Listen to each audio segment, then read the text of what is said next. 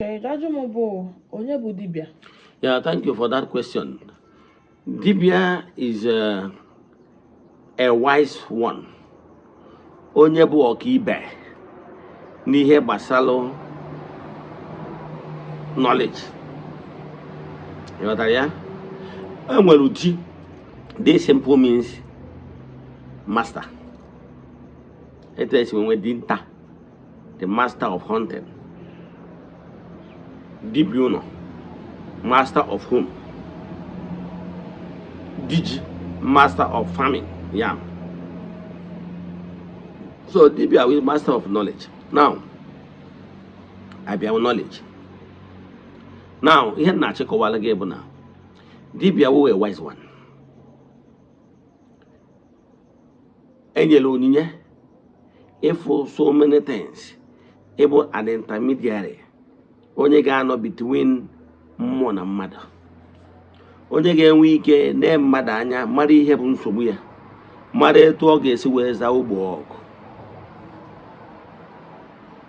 A dibia is like a factor. Gano, where mala exactly here we so, and the apple dibia work bribu. Or book one yellow hour dibia. And what dibia marama. Mana dibia magi. He hope that abu name widow. He went the more near what Anyaba mammy here because he master of knowledge, near what Anyaba mammy here yegi. Kamala.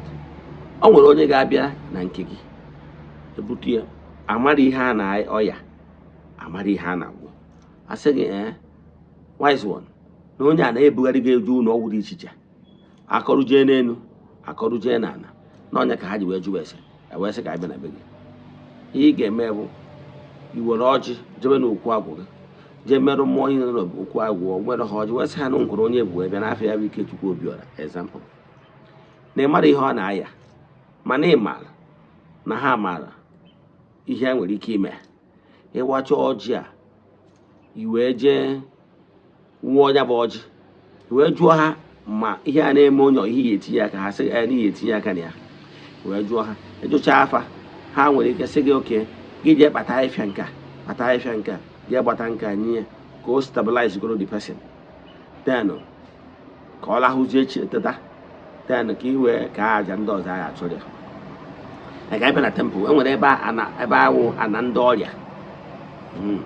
Back on a bobo able to know, I take a budget to watch an afternoon. Yes, I will what the spirit of sickness. Nayabia, Nayachokonia, where's Arike.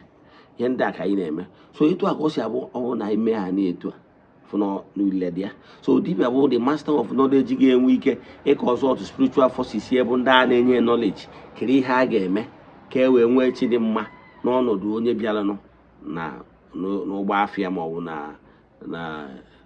na ụlọ ọrịa onye wa bụ dibia